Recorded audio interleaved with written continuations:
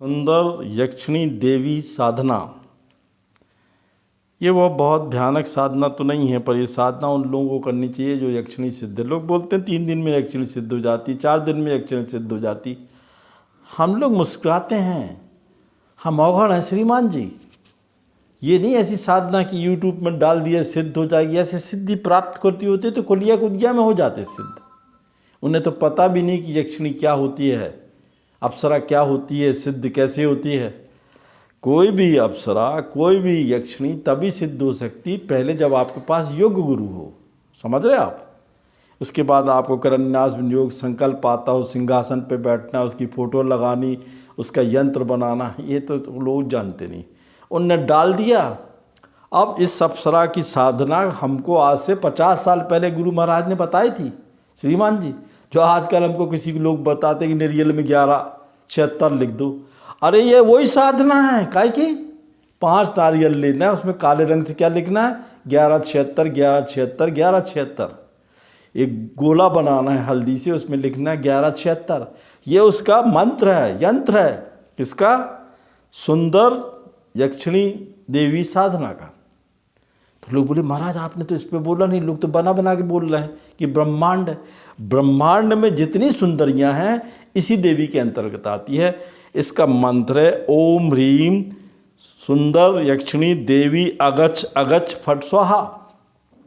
अब वो आपको क्या करना है, एक फ़ोटो लगानी है, 5 नारियल रखने हैं, देखो गीले, इसमें 1176 1176 11, उसका घेरा बनाना है। आया समझ में? बीच में एक ठो ऐसा बनाना है, हल्दी में 1176 लिखना है, और एक एक साधना के तौर पे बतासा मीठी रखना है। और वो पूर्व दिशा की ओर मोह रहेगा, सिंहासन होगा। और ये 21 दिन की साधना है श्रीमान जी। मांस मछली शराब से दूर रहना। तो एक बालक था हमारे नेपाल का, तो मुझसे जुड़ा हुआ था क्योंकि मैंने वहाँ शमशान साधनाएं की थी। विदेश जाना चाहता था, पैसा नहीं था। तो बोले महाराज ऐसी कोई देवी की साधना तो सिखला दो जिससे हमको पैसे, मुद्रा, दौलत सब कुछ प्राप्त हो जाए। पढ़ा लिखा हूँ मैं। मैंने उसको पूर्व दिशा की ओर मुँह करके बिठाला, आसन बनाया, नीचे वाइट रंग के कपड़े पहनाए, रुद्राक्ष की माला से जो मैंने आपको मंत्र बोला है उसको हमने कहा रोज़ 1100 करना है। उस रोज़ करता रहा, रोज़ करता रहा। एक दिया जला दिया था और वहीं खाना बनाता था। मांस मछली शराब से दूर था। करन्यास विनियोग संकल्प पूरा मैंने कराया था श्रीमान जी उसको।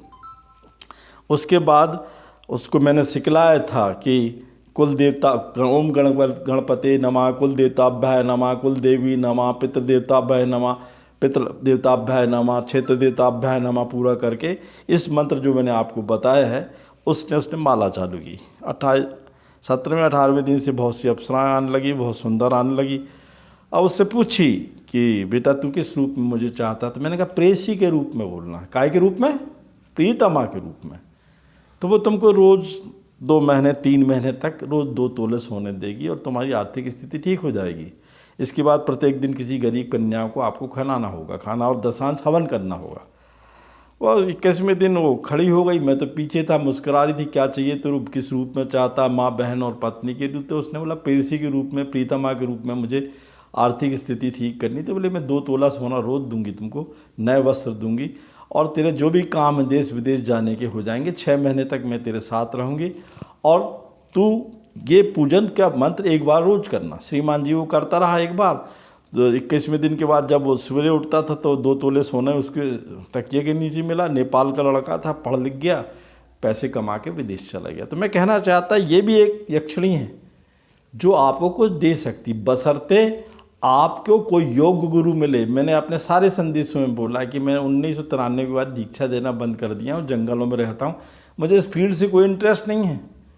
अब लोग कुछ भी बना लेते हैं, वीडियो कुछ भी बोलते रहते हैं। जो मैं बता रहा हूँ, उसके बाद जो नारियल थे उसको किसी जगह सिला देना है, आपको हवन सामग्री सिला देना है जो मैंने बोला था, और जो फोटो है वो अपने पास रखना है।